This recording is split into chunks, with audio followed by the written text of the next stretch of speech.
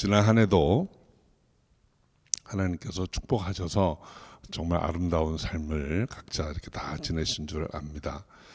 오늘 우리가 읽은 본문은 참 많은 의미가 있는 말씀들이에요.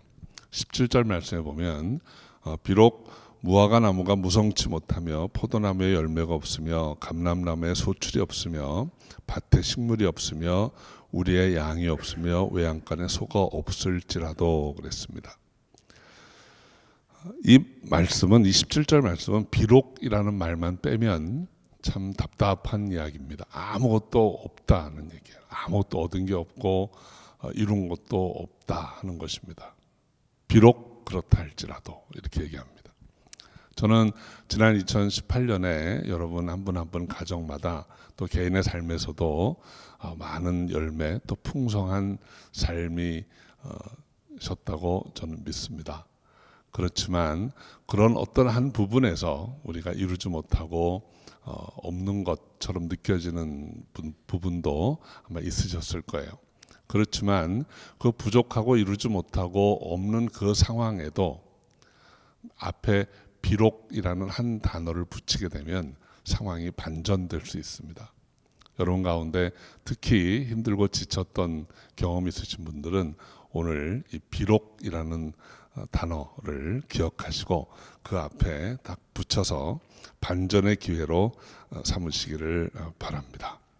그래서 비록 사업이 어려웠어도, 비록 건강이 좀 어려워서 몸이 아팠지만, 비록 어려웠지만, 비록 힘들었지만, 이런 비록이라는 말을 넣어서 그 뒤를 변화시키는 것이 우리 그리스도인의 특권입니다. 그리스도인은 삶이 아무리 힘들고 어려워도 하나님의 은혜로 다시 일어설 수 있는 거죠. 오늘 이 하박국서는 하나님의 백성인 이스라엘이 왜 이렇게 힘들고 어려운가? 왜 하나님을 알지 못하는 이방인들이 저렇게 강하게 우리를 압박하는데 우리는 왜 이럴까? 하는 그 고통스러운 마음을 가졌던 선지자가 하나님 앞에 기도했던 내용이에요. 그런데 하나님 그 기도를 들으시고 괜찮다. 지금 너희가 힘들고 어렵지만 의인은 믿음으로 살리라 하는 그 말씀을 들어요. 그리고 나서 하박국이 하나님이 우리를 잊으신 게 아니구나.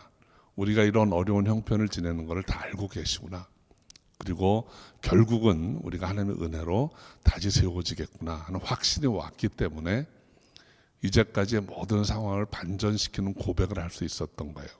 비록 아무것도 없어도, 비록 아무것도 이루지 못했어도, 비록 내 손에 남은 게 아무것도 없지만, 그렇지만 하고 반전을 일으키는 거예요. 내가 하나님을 인해서 기뻐하고 즐거워할 수 있다. 여호와께서 나의 힘이 되셔서 나를 사슴과 같이 높은 곳에 다니게 하실 것이다. 이런 확신이 있었던 것이죠.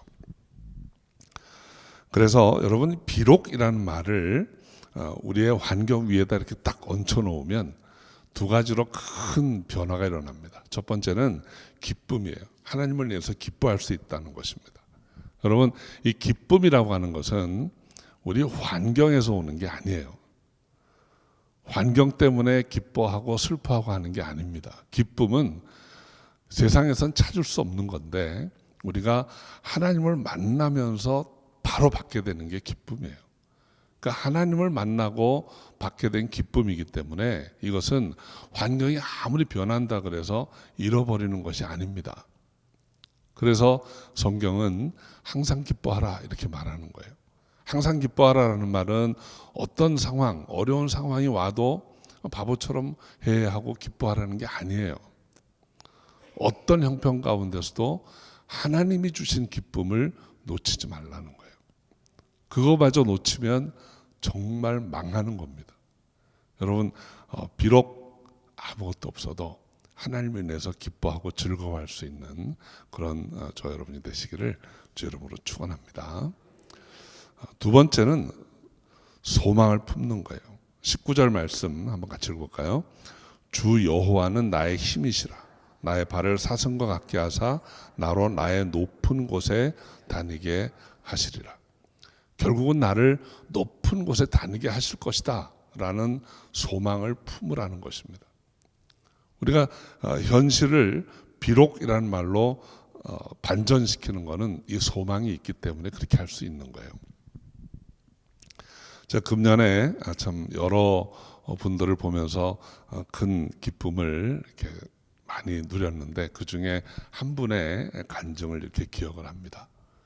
신앙생활을 하면서 한동안 힘들고 지쳐서 내가 믿는 사람인가 하는 것조차도 의심이 갔었는데 정말 주님 다시 만난 것 같아요. 그래서 얼마나 얼굴에 기쁨이 있고 감격의 눈물을 흘리시는 걸 이렇게 보았습니다. 여러분, 하나님이 때로 우리를 사랑하시면서도 우리가 다시 스스로 일어서기를 기다리실 때가 있어요. 세상은, 환경은 우리가 예수 믿고 막 기뻐하면서 사는 거를 못 견뎌합니다. 사탄이 아주 배가 아파서 계속 다리를 걸고 넘어뜨리고 붙잡고 안 믿었던 것보다 더 힘든 상태로 우리를 끌고 갈 때가 있어요. 그런데 신실하신 하나님이 모든 환경 가운데서 우리를 다시 돌이켜 주세요. 우리가 할 수 있는 말, 그 중에 하나가 비록입니다. 여러분, 아무리 멀리 가 있는 것 같고 힘들고 어려운 형편에 있는 것 같아도 비록 어렵지만, 비록 힘들지만, 비록 아프지만 내가 하나님을 내서 기뻐하고 내 소망을 품고 일어서리라 하는 마음이 있으면 결국은 일어서게 되는 것입니다. 여러분, 소망에는 크게 두 가지가 있어요. 첫 번째는 하늘나라의 소망이에요. 여러분, 이 땅의 어떤 것보다도 하늘나라의 소망만큼 큰 것은 없습니다. 여러분, 하늘나라의 소망을 아주 꼭 붙들고 마무리하시기 바라요. 금년에 우리가 지나오면서 한 해 동안 힘든 일들, 어려운 일들이 있던 분들은 다시 한번 이 하늘의 소망을 가지고 그 모든 것을 덮어가시기 바랍니다. 다 이루신 분들, 구하는 거 다 받고 정말 기쁘게 지내신 분들은 자만하지 마시고 하늘의 소망으로 그 모든 것들을 아름답게 승화시키실 수 있기를 바랍니다. 두 번째는 여러분, 높은 곳에 소망을 두었기 때문에 이제 오늘의 삶에서도 소망을 가질 수 있게 됩니다. 내가 하나님께서 약속하신 것을 받을 자이기 때문에 이제 이 땅 사는 동안에도 소망을 품고 살아갈 수 있는 거예요.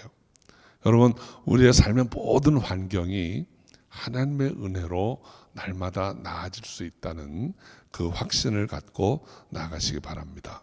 그래서 하나님을 믿는 자에게는 어제보다 오늘이 낫고 오늘보다 내일이 낫습니다. 여러분, 우리가 자꾸 착각할 수 있는 게 우리 사진전에서도 봤지만 10년 전의 모습이 지금보다 나은 것 같고 20년 전의 모습이 지금보다 조금 더 나은 것 같고 그런 착각 가운데 있지만 여러분, 그런 거 부러워하지 마시기 바랍니다. 여러분, 지금 모습이 제일 아름다우세요. 한번 옆에 계신 분 봐주시고 정말로 감탄 좀 해주세요. 아름다우십니다.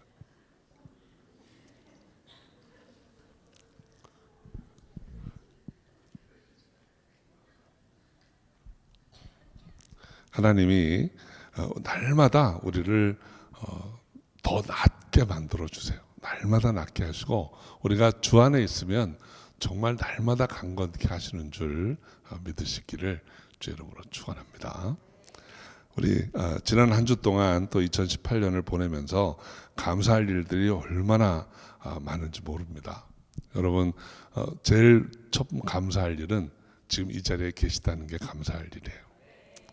우리가 예배의 자리에 나올 수 있다는 게 그 어떤 것보다도 감사할 일인 줄 믿으시기 바랍니다. 두 번째는 여러분, 옆에 있는 사람 지금도 옆에 있어서 얼마나 감사한지 몰라요. 옆에 있는 분한테 인사 한번 하세요. 고맙습니다. 정말 고맙습니다. 여러분에게 자녀가 있다는 게 얼마나 큰 감사의 기쁨입니까? 여러분, 자녀 때문에 세상에 줄 수 없는 기쁨을 누리지 않으셨나요? 그 자녀들 때문에 감사하시기 바랍니다. 지금 옆에 자녀가 있는 분도 있지만 없는 분도 있잖아요. 그러니까 한번 큰 소리로 어디선 들을 수 있게 고맙다 한번 외쳐보세요. 고맙다. 아마 그 고맙다는 말, 고마워요, 감사해요, 이 말이 사람을 살리는 말이라고 저는 생각해요. 늘 고맙다고 하시고 늘 세워주고 축복하는 말만 하시기 바랍니다. 제가 지난 주일에도 잠깐 그 말씀드렸는데, 여러분 하여간 그 축복하는 말은 약간의 가식이 들어가도 괜찮아요. 나는 진실만을 말해요 이러지 마시고 정말 조금 가식하셔도 괜찮아요. 특히 이제 앞으로 살 날이 이제까지 산 날보다 많을 거라는 확신이 없는 분들이 많잖아요. 좀 말이 복잡한가요? 하여간 인생의 반을 넘어 살았다 싶은 사람들을 보시면 여러분 부정적인 말 하지 마세요. 오늘 안 돼 보이세요, 이런 얘기 절대 하지 마세요. 야위셨어요, 뭐 이런 얘기, 편찮으세요, 뭐 이런 얘기 하지 마시고, 조금 안 그렇게 보여도 오늘 정말 좋아 보이십니다, 이제까지 본 모습 중에 최고예요, 이런 식으로 이렇게 하면 아닌 줄 알면서도 기분이 좋아요. 그거 다 알거든요, 각자 자기가 어떤 상태인지. 그렇지만 그렇게 세워주는 말을 들으면 왠지 기분이 좋아요. 그래서 저 사람이 날 생각하는 것 같구나. 그래서 힘을 얻게 됩니다. 내가 괜찮았나? 괜히 내가 이렇게 의기소침했나? 이렇게 하는 거거든요. 그러니까 이 해가 가기 전에 한번 옆에 계시면 좀 세워주세요. 정말 이제까지 내가 본 모습 중에 최고십니다. 한번 해주세요.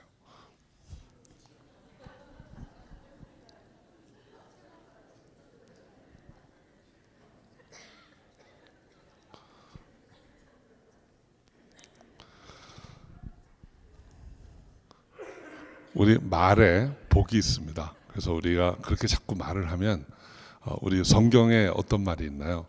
복을 빌어주라. 내가 빈 복이 그 집에 들어가지 않으면 너한테 돌아온다 그랬어요. 그러니까 막 축복하시고 에이 그럴 리가 있나요? 이렇게 하고 안 받으면 이게 돌아오는 거예요, 나한테.